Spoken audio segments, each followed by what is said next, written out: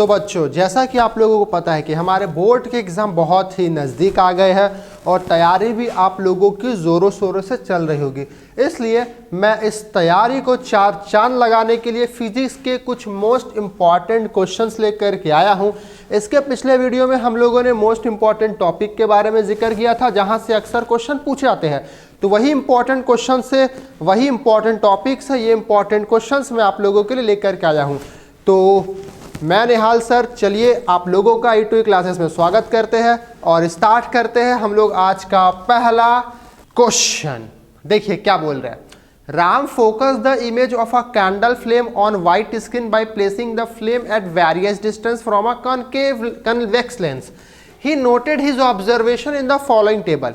इसका मतलब है कि जो राम है वो है ना, वो एक कैंडल फ्लेम का ना इमेज बना रहा है व्हाइट स्क्रीन पे और उसका पोजीशन वो अलग अलग सेट कर रहा है। उसके बाद और वो इतने सारे ऑब्जर्वेशन नोट करता है। क्या नोट करता है कि जब वो 20 सेंटीमीटर पे रखा है ऑब्जेक्ट को तो 50 पे इमेज बन रहा, 36 पे 40 पे बन रहा, 40 पे 40, 28 पे 16 और 60 पे 8 बन रहा है। अब यहाँ पे क्या बोला है, analysis the above table and given the answer of the following question. पहला क्वेश्चन क्या बोला, what is the focal length of the convex lens.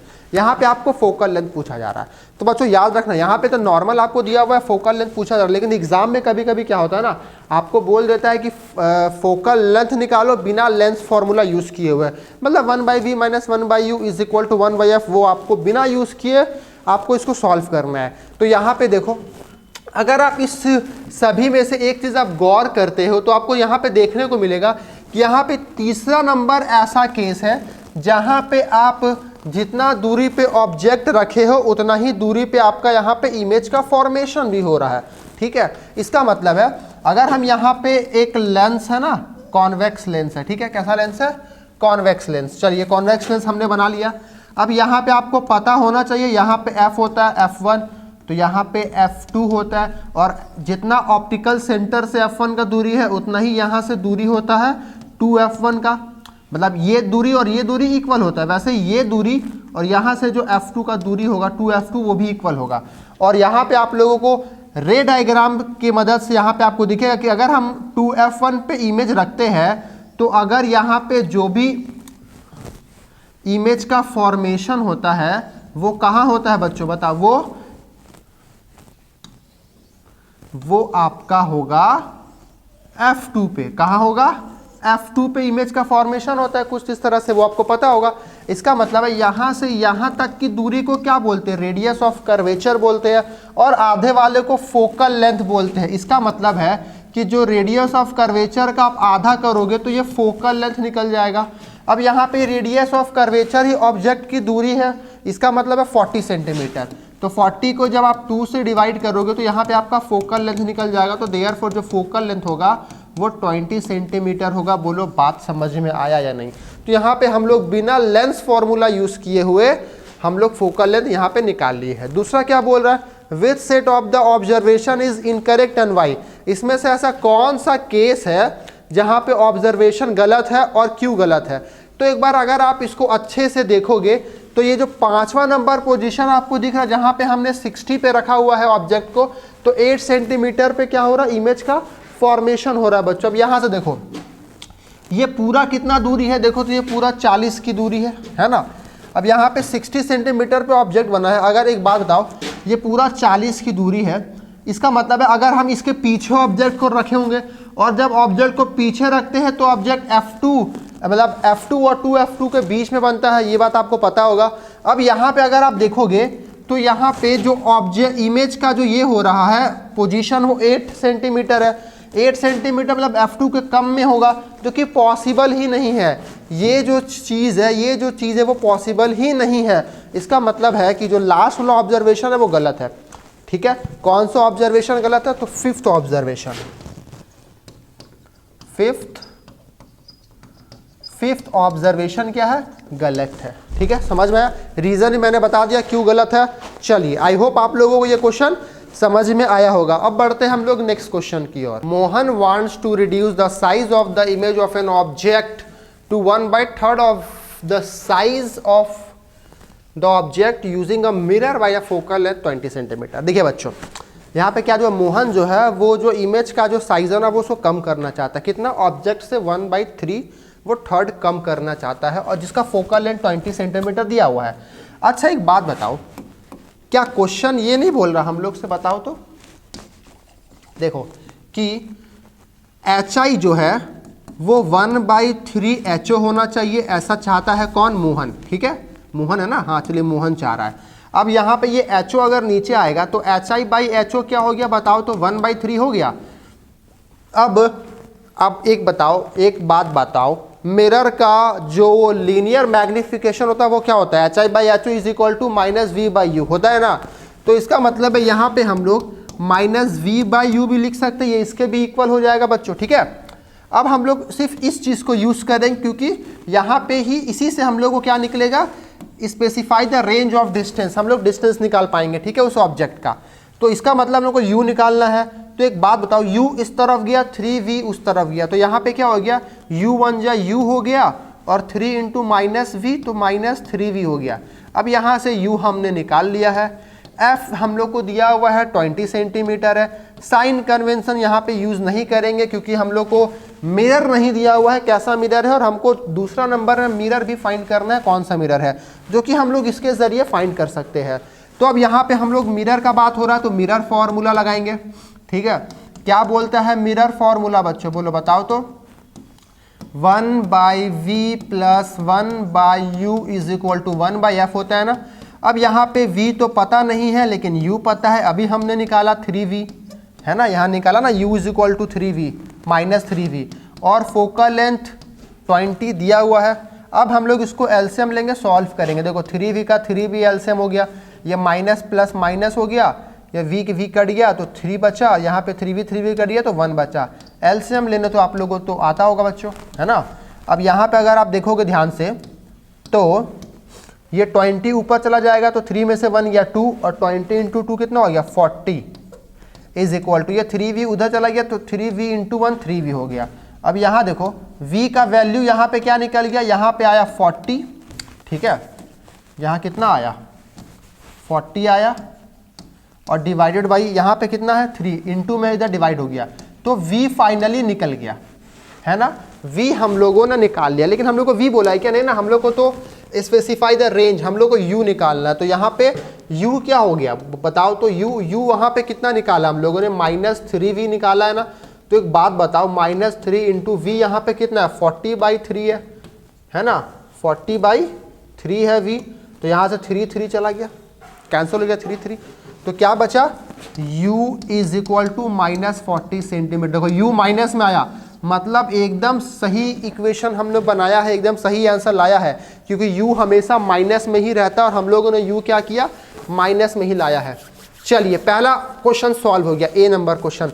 Distance कितना होगा? 40 सेंटीमीटर। ठीक है, दूसरा क्या पूछा? What is the nature of the image. देखो U माइनस में है, V प्लस में आया। जब U माइनस में है, V प्लस में है, तो नेचर क्या होगा? तुरंत बताना चाहिए आप लोगों को, तुरंत बता दोगे, एग्जाम नजदीक आ रहा, प्रैक्टिस किए होंगे आप लोग। जब जब V पॉजिटिव होता है तो ये कैसा बनेगा? ये वर्चुअल बनेगा। क्या बनेगा? ये वर्चुअल। और वर्चुअल एंड वर्चुअल के साथ हमेशा इरेक्ट बनता है, ये बात याद रखना। तो ये पहला खत्म, नेचर ऑफ इमेज बता दिया। अब नेचर ऑफ मिरर, मिरर कौन सा है?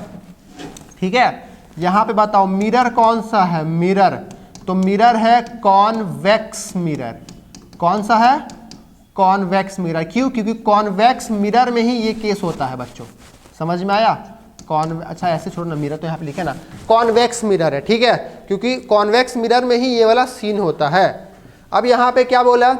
Draw a ray diagram to show the image formation. अब यहाँ पे आपको रे डायग्राम बनाना है। देखो रे डायग्राम, पहले कॉन्वेक्स मिरर बना लेते हैं। ठीक है, चलिए कुछ यही होता है कॉन्वेक्स मिरर। ये प्रिंसिपल एक्सिस हो गया, पीछे की तरफ होता है फोकस और सेंटर ऑफ कर्वेचर। अब आप कहीं भी ऑब्जेक्ट को रखोगे, ठीक है, अब कहीं भी तो नहीं रखना, यहाँ पे बोला गया है कहाँ रखना है जी? -40 पे रखना है। ठीक है, चलिए ये मान लेते हैं -40 है। रेज इस तरह से जाएगा, फोकस से निकलेगा। कैसे निकलेगा? फोकस से। और पोल से जाएगा, ये पोल है ना, तो जिस एंगल से जाएगा उस एंगल से निकल जाएगा। ठीक है बच्चों, तो इसका अगर हम अपीयर करवाएंगे पीछे की तरफ तो देखो इस पोजीशन पे यहाँ पे इमेज का फॉर्मेशन हो रहा है। तो ये जो ए बी है ऑब्जेक्ट, इसका इमेज कहाँ बन रहा है, ए डैश बी डैश यहाँ पे बन रहा है। रे डायग्राम आप अच्छे से स्केल से बनाओगे, अच्छे से एकदम सुंदर तरीके से, ठीक है। इस पे भी मार्क्स मिलेगा आप लोगों को। चलिए नेक्स्ट क्वेश्चन बढ़ते हैं। क्या बोल रहा है, show how would you join 3 resistors. हम लोग 3 रजिस्टर्स को किस तरह से ज्वाइन करेंगे, ईच ऑफ रेजिस्टेंस, और हर जितने भी 3 रेजिस्टेंस है जो कि क्या है, तीनों के 8 ओम आपको दिए हुए हैं रेजिस्टेंस, ठीक है, मतलब तीनों इक्वल है, तीनों रेजिस्टेंस के आपस में इक्वल है। लेकिन आपके इसके इक्विवेलेंट रेजिस्टेंस को निकालना है, जब मतलब इसको कैसे हम लोग कंबाइन करेंगे, कैसे कनेक्ट करेंगे कि पहला इक्विवेलेंट 12 ओम आ जाए और दूसरा इक्विवेलेंट यहाँ पे 5.3 ओम आ जाए। तो देखो जब भी ऐसे टाइप के क्वेश्चंस आते हैं और अक्सर ऐसे टाइप के क्वेश्चंस पूछे जाते हैं, ठीक है, तो आपको यहाँ पे क्या करना है ना, सबसे पहले तीनों को सीरीज में कर लो और पैरेलल कर लो। पहले काम ये करो कि सीरीज और पैरेलल में हम लोग सबसे पहले कर लेंगे, ठीक है। अब यहाँ देखो अगर आप सीरीज में करते हो तो 8 + 8 + 8 कितना हो गया, 24 आ गया, ऑप्शन में नहीं है, मतलब तीनों सीरीज में नहीं होगा। अगर पैरेलल में करते हो तो देखो 1/8 + 1/8 + 1/8 तो 3/8 हो गया, रेसिप्रोकल कर दो 8/3 हो गया, मतलब 2 पॉइंट समथिंग कुछ आंसर आएगा, है नहीं है, मतलब ना तो वो सीरीज में कनेक्ट होगा तीनों और ना ही तीनों पैरेलल में कनेक्ट होगा। इतना आपको समझ में आ गया। इसका मतलब है कि या तो एक सीरीज में होगा 2 पैरेलल होगा, या तो 2 पैरेलल होगा और एक सीरीज में होगा। चलिए सबसे पहले हम लोग देखते हैं ना, आप ए भी मत लिखो, सबसे पहले आप देख लो कि एक को हमने सीरीज में कनेक्ट किया और बाकी 2 को हमने क्या किया, पैरेलल कनेक्शन कर दिया, ठीक है। अब यहाँ पे देखते हैं कि ये इसके इक्विवेलेंट रेजिस्टेंस निकालते हैं, ठीक है। अब यहाँ पे देखो ये भी 8 ओम है, ये भी 8 ओम है और ये भी 8 ओम है, ठीक है। तो यहाँ पे तो ये दोनों पैरेलल है, तो सबसे पहले हम लोग इसको सॉल्व कर लेते हैं। तो यहाँ पे देखो अगर आप इसको सॉल्व करते हो, ठीक है, यहाँ पे क्या बोला, आपको शो नहीं करना है, आपको बस यहाँ पे बताना कनेक्शन कैसा होगा। अगर आप यहाँ पे देखोगे तो ये 1/8 + 1/8 हो गया, है ना। सॉल्व करोगे तो ये 1/r इक्विवेलेंट निकल गया। अगर इसको सॉल्व करते हो तो ये कितना हो गया, 2/8 हो गया। कैंसल करोगे तो 1/4 हो गया। तो इसका जो r इक्विवेलेंट निकल गया वो 4 ओम निकल गया। और यहाँ पे देखो इसका 8 ओम दिया हुआ है, तो अब ये दोनों सीरीज में है ना, तो इसका अगर इक्विवेलेंट निकालोगे तो 8 + 4 कितना आएगा, 12 ओम। ऑप्शन में है 12 ओम, देखो आ गया ना, समझ में आया। पहला क्वेश्चन हम लोगों का क्या था, वो हमने बना दिया है, समझ में आया बच्चों। तो यहाँ पे क्या करना है कि पहले हमने सीरीज में कनेक्ट किया, सीरीज मतलब एक सीरीज में रहेगा और 2 क्या रहेगा, पैरेलल में रहेगा, ठीक है, समझ में आया। यहाँ पे क्या लिखना है कि 2 8 ohm are in parallel and 1 in series, है ना। ये ए नंबर हमने सॉल्व कर लिया। अब यहाँ पे बी नंबर देखो, तो बी नंबर में क्या होगा, बी नंबर में शायद 2 सीरीज में होगा और एक पैरेलल होगा। तो इसको कैसे दिखाएंगे, देखो यहाँ पे एक सीरीज 2 सीरीज, अब यहाँ पे देखो, अब यहाँ पे 3 सीरीज हो जाएगा ना, पैरेलल कैसे होगा, तो यहाँ पे आपको इस तरह से बनाना है, देखना ध्यान से देखना आप पैरेलल कैसे बनाओगे। अब यहाँ पे आप एक और वायर जोड़ के यहाँ पे ये पैरेलल कनेक्शन कर दोगे। अब ये पैरेलल हो गया, ना कि सीरीज में हो गया। क्यों सीरीज में नहीं हुआ, क्योंकि यहाँ पे देखो यहाँ पे करंट का डिवीजन हुआ है, समझ में आया बच्चों। अब यहाँ पे देखो आर इक्विवेलेंट पहले निकालोगे तो 8 + 8 हो गया, मतलब कितना हो गया, 16 ओम हो गया। अब ये इसके साथ क्या हुआ, पैरेलल हो गया, एंड जो 1/r इक्विवेलेंट, अब सीरीज में है ना जी, तो 1/16 और प्लस 1/8 हो गया। अगर आप इसको सॉल्व करते हो एलसीएम लोगे 16 हो गया, 16 के टेबल में 16 1 बार में तो 1 1 जा 1 प्लस 8 के टेबल में 2 बार में तो कितना हो गया, 3/16 हो गया। अब आप इसको रेसिप्रोकल कर दो तो क्या निकल गया, आर इक्विवेलेंट 16/3 निकल गया। सॉल्व कर लो 5.3 ओम आ गया। इसका मतलब है कि ये निकल गया दूसरा वाले का कनेक्शन। बोलो समझ में आया। ये पूरी क्वेश्चन हमने आसानी से सॉल्व कर लिया गया है, मतलब सॉल्व कर लिया है। आई होप आप लोगों को ये भी क्वेश्चन क्लियर होगा। तो ऐसे क्वेश्चंस आपको प्रैक्टिस करने हैं, ऐसे क्वेश्चन अक्सर पूछे जाते हैं। चलिए अब बढ़ते हम लोग नेक्स्ट क्वेश्चन की, 4 नंबर क्वेश्चन। एक बार वीडियो पॉज करके पढ़ो, बहुत आसान क्वेश्चन है। याद रखिएगा फिजिक्स के जितने भी क्वेश्चन आने वाले बहुत आसान होने वाले हैं अगर आपका कंसेप्ट क्लियर है तो आप सिर्फ ना वो क्वेश्चंस को टारगेट करो जो अक्सर पूछे जाते हैं और उस टाइप के क्वेश्चन जो मैं आज आप लोगों के सामने लेकर के आया हूँ। देखो क्या बोल रहा है, water has refractive index 1.3 water का रिफ्रैक्टिव इंडेक्स 1.3 है और अल्कोहल का 1.36 है। Which of the two media is optically denser, दोनों में से डेंसर कौन है?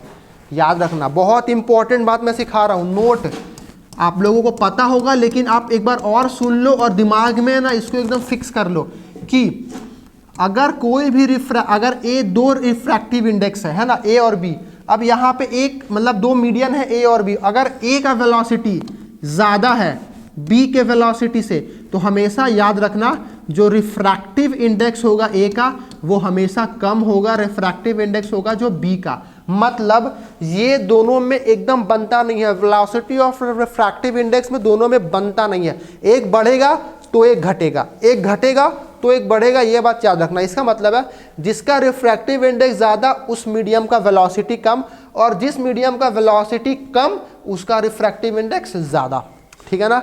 अब यहाँ पे देखो, अब दोनों में से रिफ्रैक्टिव इंडेक्स किसका ज़्यादा है? तो सीधा सा बात है अल्कोहल का रिफ्रैक्टिव इंडेक्स ज़्यादा है ना। यहाँ पे हम लोग क्या लिखेंगे कि alcohol has more refractive index,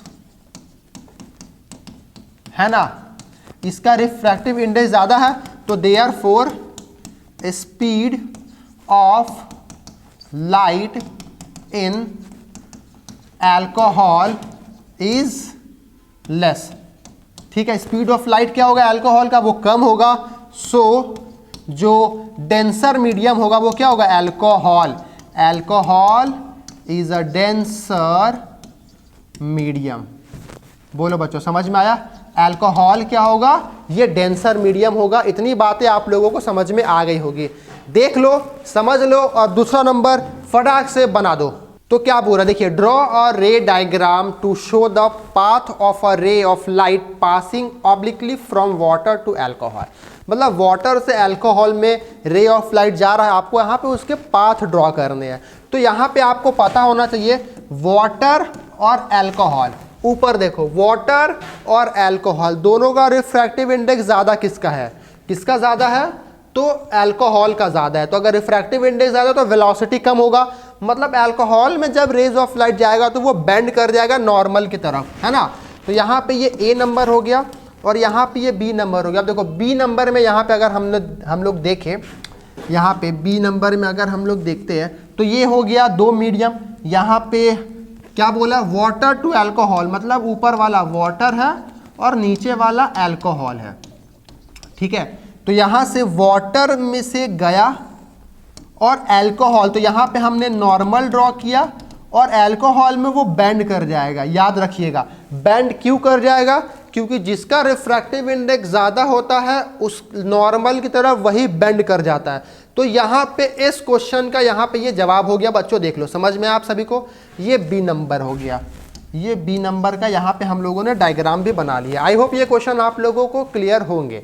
next question की ओर बढ़ा जाए, 5th नंबर क्वेश्चन। देखो, पॉज करके हमेशा वीडियो पढ़ने का कोशिश करो, ठीक है। यहाँ पे क्या बोल रहा है कि एक स्टूडेंट अरेंज किया है 3 रजिस्टर को, 2 एमीटर को, एक बैटरी को और एक की को। जैसा कि आपको डायग्राम में दिख रहा है, यहाँ पे 2 एमीटर A1 A2 भी कनेक्टेड है। 8 वोल्ट का जो बैटरी है 8 वोल्ट का, वो यूज किया गया है पावर सप्लाई के लिए, ठीक है, एज अ पावर सप्लाई। पहला नंबर क्वेश्चन देखो क्या बोल रहा है यहाँ पे, what will be the effective resistance, what will be the effective resistance of 2 8 ohm resistor in the above circuit. अब यहाँ पे आपको जो भी सर्किट दिख रहा है, यहाँ पे इफेक्टिव रेजिस्टेंस मतलब इक्विवेलेंट रेजिस्टेंस पूछा। ये जो 2 8 मतलब 2 8 जो है ना ये रजिस्टर इसके, ठीक है। तो यहाँ पे देखो पहला बात कि 8 ओम एंड ये जो दोनों 8 ओम है वो क्या है, आर इन पैरेलल, वो पैरेलल है। अब बोलोगे पैरेलल कैसे है, तो यहाँ पे देखो ना करंट किधर से आ रहा है, करंट ऊपर से आ रहा है। यहाँ पे देखो, यहाँ पे करंट क्या डिवाइड हो रहा है, एक नीचे और एक इस तरफ, तो पैरेलल हो गया। करंट यहाँ पे डिफरेंट होता है, डिवाइड होता है। तो इसका मतलब है यहाँ 1 जो आर इक्विवेलेंट हो जाएगा वो क्या हो गया, 1/8 + 1/8, है ना। एलसीएम ले लो, 8 का 8 हो गया। अब यहाँ पे देखो 1 + 1 2 हो गया, कैंसल आउट कर दो तो 1/4 हो गया। क्या ये आंसर है? नहीं। बहुत बच्चे यहीं पे करके ऐसे आंसर ओम लिख के छोड़ देते, नहीं बाबा, यहाँ पे ये 1/r इक्विवेलेंट। अगर इसको रेसिप्रोकल करते हो, है ना, अगर आप इसको रेसिप्रोकल करते हो तब इक्विवेलेंट रेजिस्टेंस निकलेगा जो कि 4 ओम निकलेगा। क्या निकलेगा? 4 ओम। तो फाइनली जो पहला क्वेश्चन था ए नंबर क्वेश्चन हम लोगों ने सॉल्व कर लिया। तो आई होप बच्चों ये क्वेश्चन समझ में आया होगा, नोट डाउन कर लो और दूसरा नंबर बताओ क्या होगा जल्दी से। क्या बोल रहा है next question, find the difference in ammeter reading.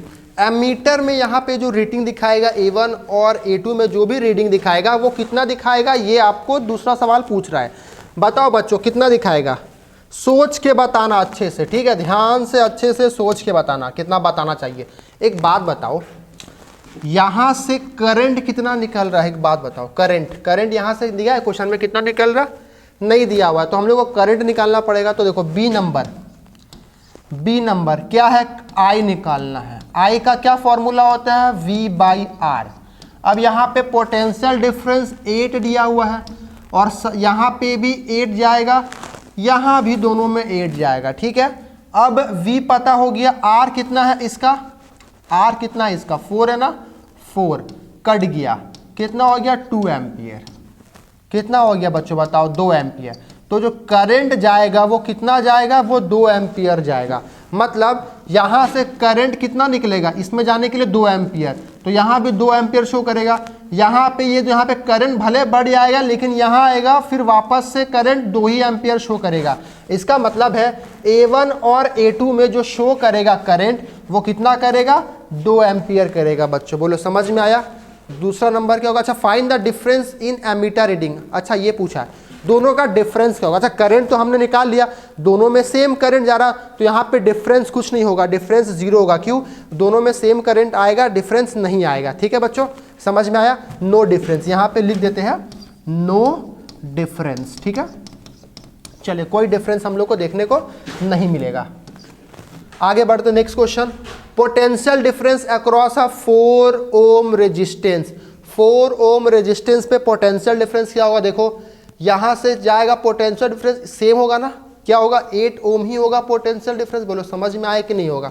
तो जो सी नंबर होगा वो क्या होगा 8 वोल्ट, सॉरी ओम नहीं वोल्ट।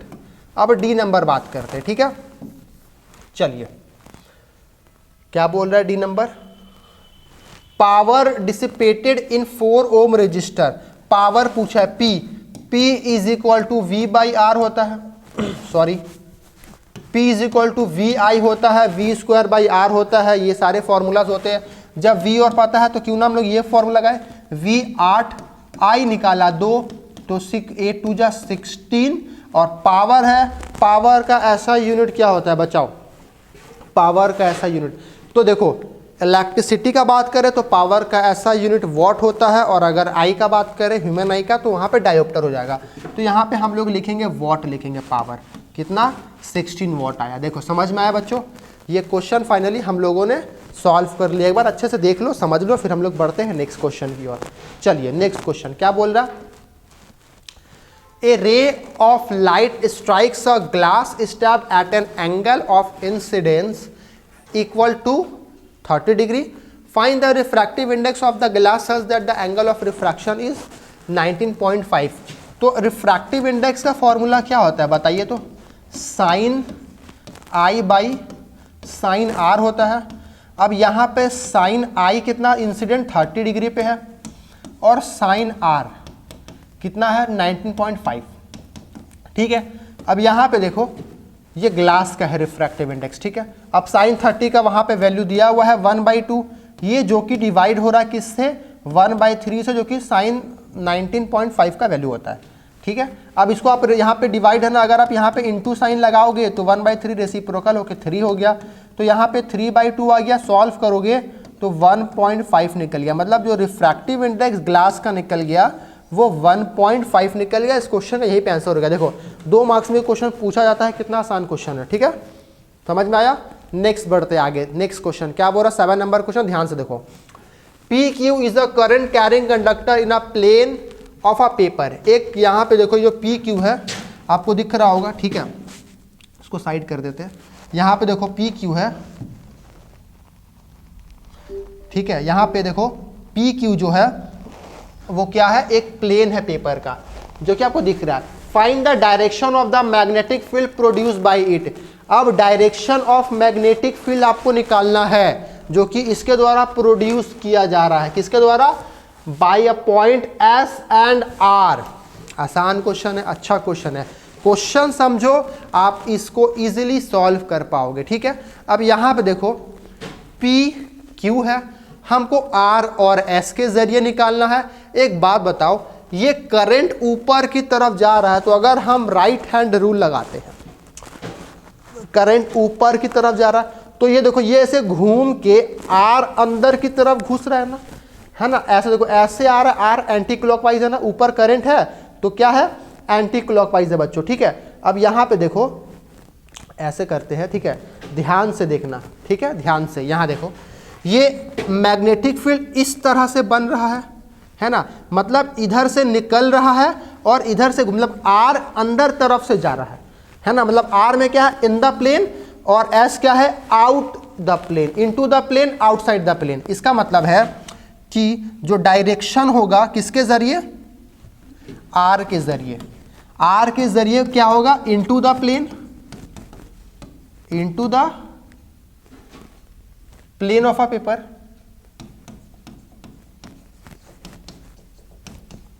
है ना, और एस क्या होगा, out the plane of the paper. बोलो समझ में आया? ये पहला सॉल्व हो गया। बी नंबर देखो क्या बोल रहा है बच्चों। ठीक है, ए नंबर हो गया, बी नंबर देखो क्या, देखो ये अंदर जा रहा है ना, तो आर अंदर जा रहा है और एस बाहर निकल रहा है। ठीक है, इसलिए given R1 is greater than R2 where will the strength of the magnetic field be larger, give reason। यहाँ पे क्या बोला, ये जो R1 है और ये जो R2 है, यहाँ पे दिख रहा है R1 बड़ा और R2 कम है ना, दूरी कम है, तो यहाँ पे देखो कि किसका मैग्नेटिक फील्ड का जो स्ट्रेंथ होगा वो ज़्यादा होगा।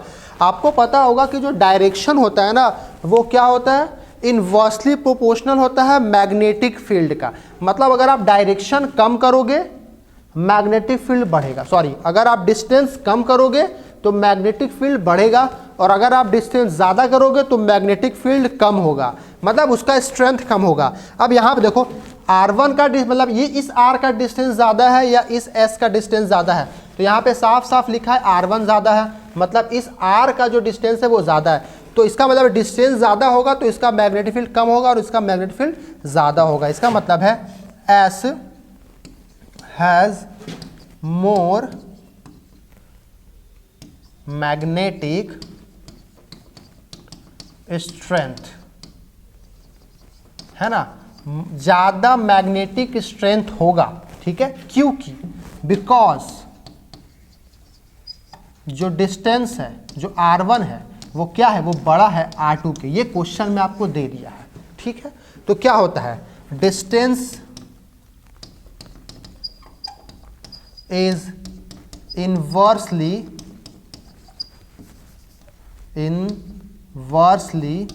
proportional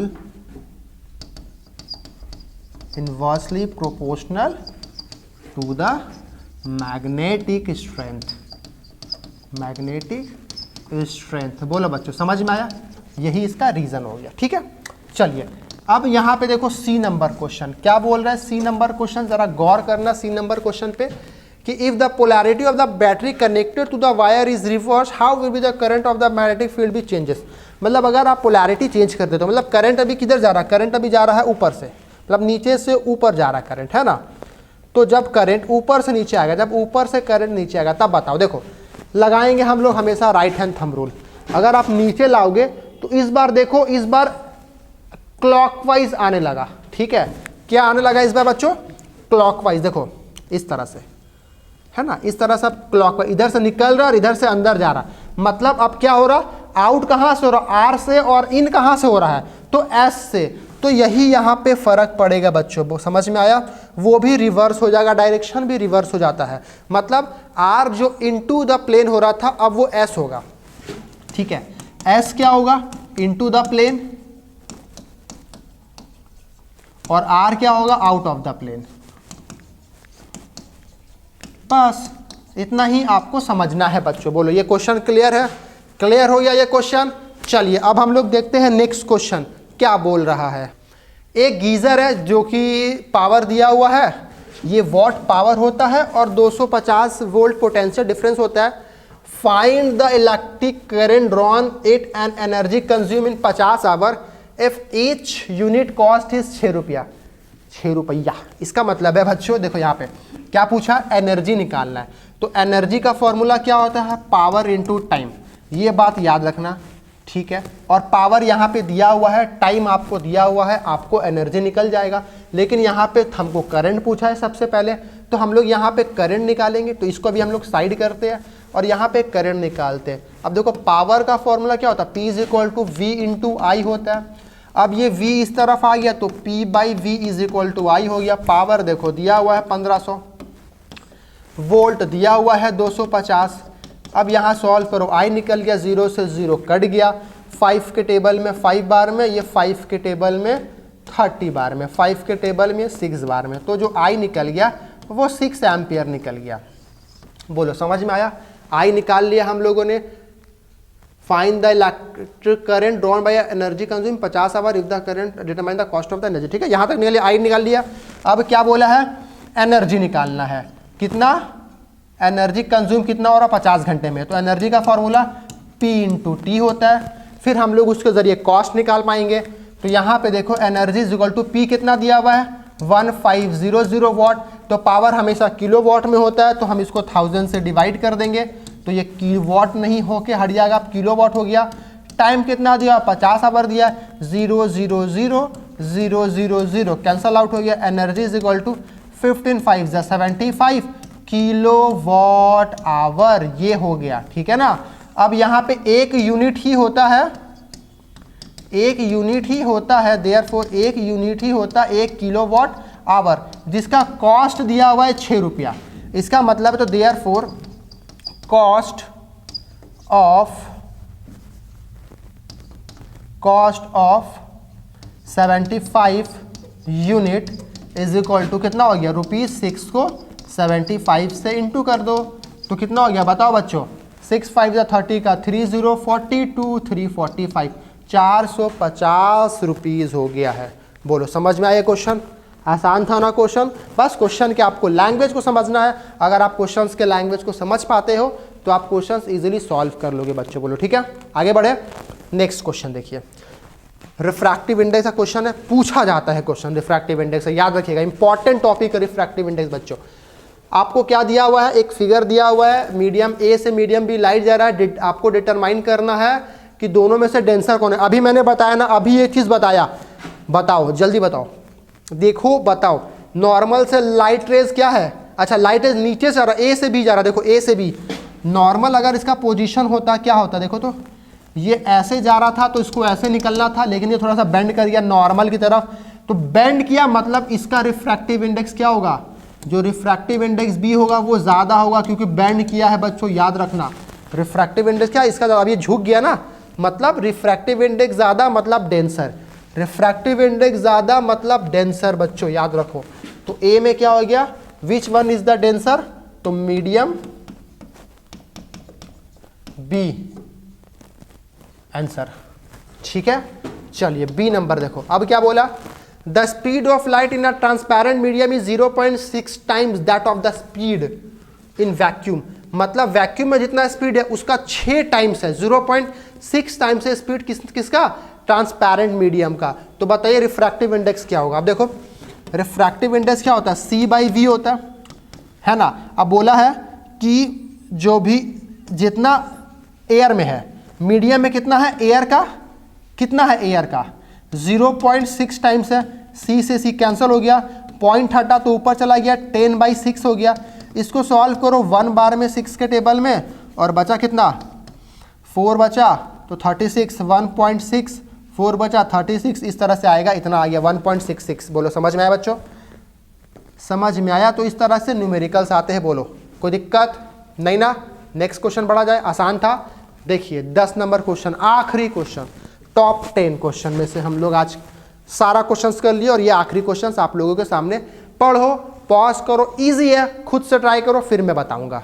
देखिए ए बस यूजेस अ कॉन्वेक्स मिरर, एक बस है जो कॉन्वेक्स मिरर यूज कर रहा है as a view finder whose radius of curvature is 4 metre. देखिए रेडियस ऑफ कर्वेचर दिया हुआ है, R दिया हुआ है 4 मीटर, तो R से हमेशा F निकलता है, तो R को जब 2 से डिवाइड कर देंगे तो F निकल जाएगा जो कि 2 मीटर हो गया।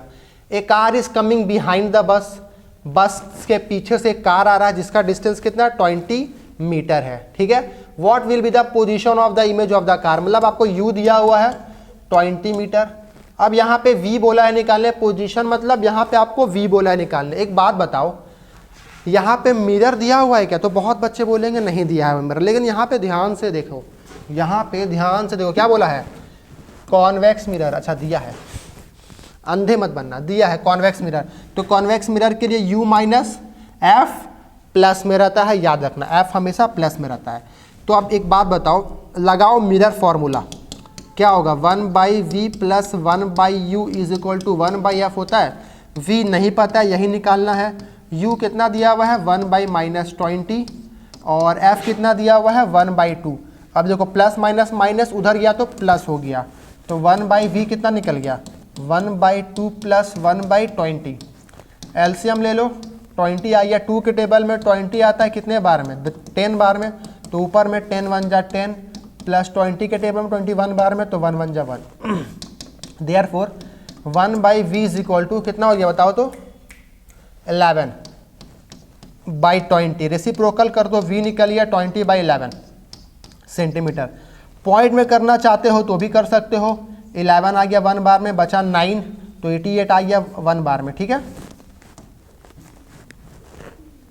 तो कितना कट गया बताओ बच्चों, कितना हो गया, डिवाइड करो 1.8 और कितना 88 आया ना, बचा 2, ठीक है 2 बचा, तो 1.81। चलो इतना कुछ आएगा, ठीक है। निकाल लिया v हम लोगों ने 1.81 सेंटीमीटर। अब दूसरा क्या बोला, what will be the size of the image. अब यहाँ पे देखो इमेज का साइज बोल रहा है, अब यहाँ पे ऑब्जेक्ट का साइज तो दिया ही नहीं है हम लोग को, तो हम लोग साइज ऑफ इमेज कैसे निकालेंगे। तो हमेशा हम लोग ऐसा जब भी क्वेश्चन आए आप ऑब्जेक्ट से रिलेट करके बताना, किससे, ऑब्जेक्ट से। तो मतलब यहाँ पे लिखोगे कि size of an image is smaller than object. बस आपको इस तरह से लिखना, जो साइज होगा इमेज का वो क्या होगा, ऑब्जेक्ट से छोटा होगा, ठीक है। चलिए आई होप ये क्वेश्चंस भी आपको समझ में आ गया होगा, और क्वेश्चंस नहीं है। तो इसका मतलब है आज के जितने भी टोटल 10 मोस्ट इंपॉर्टेंट क्वेश्चंस थे जो हमने मोस्ट इंपॉर्टेंट टॉपिक से लेकर के आया था, ये सारे क्वेश्चंस आज हम लोगों ने कर लिया है। आई होप ये सारे फिजिक्स से क्वेश्चन आप लोगों को समझ में आए होंगे, और ये बहुत इंपॉर्टेंट क्वेश्चन है, देख लेना। आपको मेरी बात का विश्वास नहीं है, एग्जाम आने दो, पेपर आने दो, फिर देखना कौन सही बोलता है कौन झूठ बोल रहा है। खैर मिलते हैं नेक्स्ट वीडियो में केमिस्ट्री के मोस्ट इंपॉर्टेंट टॉपिक से मोस्ट इंपॉर्टेंट क्वेश्चन के साथ। तब तक के लिए डिस्क्रिप्शन बॉक्स में बहुत सारे लिंक है, 15 मोस्ट इंपॉर्टेंट क्वेश्चंस हर चैप्टर्स के भी मैंने बनाए हुए हैं, जाइए वो सारे वीडियोस को देखिए। मिलते हैं नेक्स्ट वीडियो में, तब तक के लिए टेक केयर।